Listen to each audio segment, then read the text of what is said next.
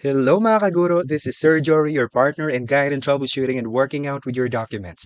In today's video, ipapakita ko po sa inyo kung paano mag-compress ng audio or image file in your laptop or PC for free.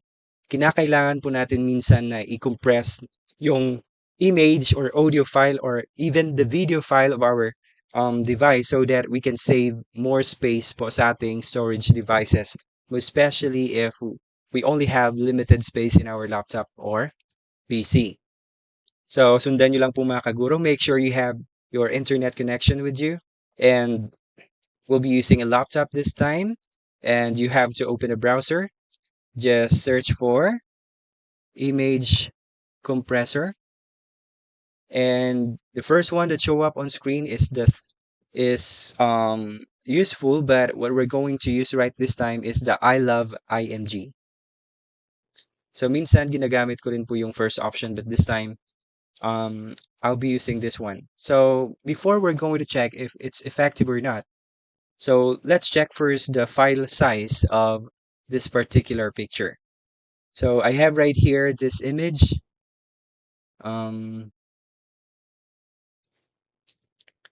So let's go to check here the file size of this one. Right click and then more option, then properties. So the file size is 225 KB.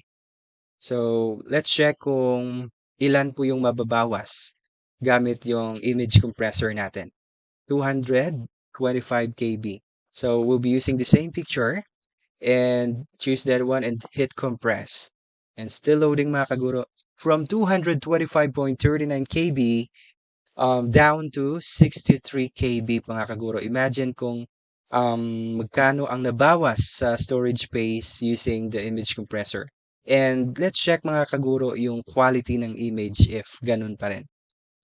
I know that the quality might be different, mas clear yung original than the compressed one, but this time we'll be comparing it. Okay, so this is the image that we just have compressed, so it's total of 63 KB, and this is the image that is original.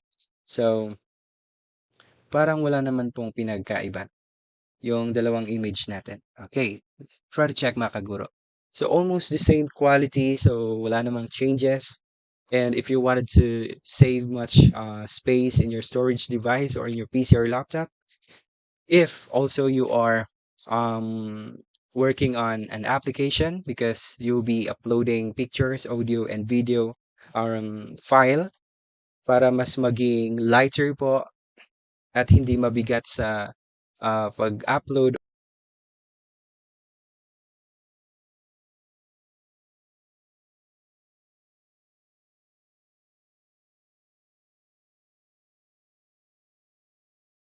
So hopefully that this kind of video helps you. Thank you so much again for watching mga kaguro and have a great day.